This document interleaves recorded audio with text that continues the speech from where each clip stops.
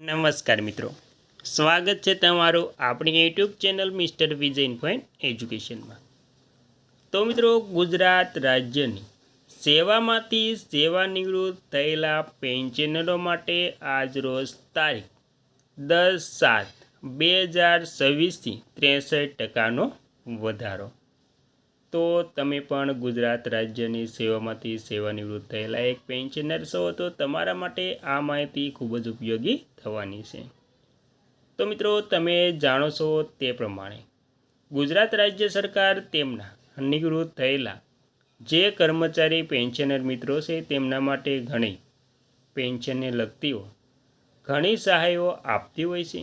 તેવી જ એક પેન્શનરોને સૌથી મોટી પેન્શનને લઈ સૌથી મોટી સહાય આપી છે, તેમાં મોંઘવારી રાહત, મેડિકલ એલાઉન્સ ઉપરાંત કોમ્યુટેશનની રકમમાં ઘટાડો।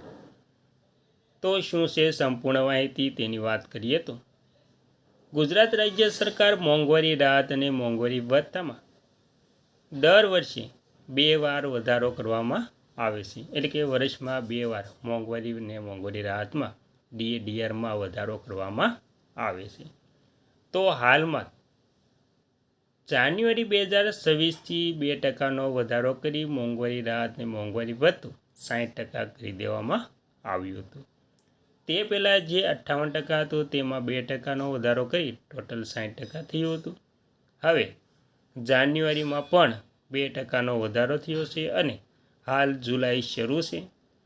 જુલાઈમાં 3% વધારવાનો સંભાવના છે, એટલે કે હવે તમામ પેન્શનરોને મોંઘવારી રાહત 63% સુધી મળવાપાત્ર રહેશે અને જો મોડું થશે જેટલા મહિના તો તેનું એરિયસ પણ મળવાપાત્ર રહેશે।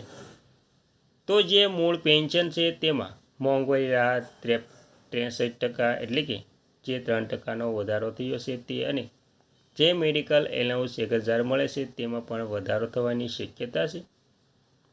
ઘણા પેન્શનર મિત્રો કહે છે કે જે મેડિકલ એલાઉન્સ હાલમાં મળે છે તે યોગ્ય જે મોંઘવારીને પ્રમાણે યોગ્ય નથી અને તેનાથી કોઈ વધારાની સહાય મળતી નથી। તેથી મેડિકલ ભથ્થામાં જે 1000 છે ત્યારથી 3000 કરવાની પણ મંજૂરી આપવામાં આવી છે અને માંગ કરવામાં આવી છે। તો જે મૂળ પેન્શન છે તે પ્લસ મેડિકલ એલાઉન્સ પ્લસ મોંઘવારી રાહત ત્રણેયનો જે સરવાળો આવે છે તે તમારું મૂળ ટોટલ પેન્શન મળવાપાત્ર થશે।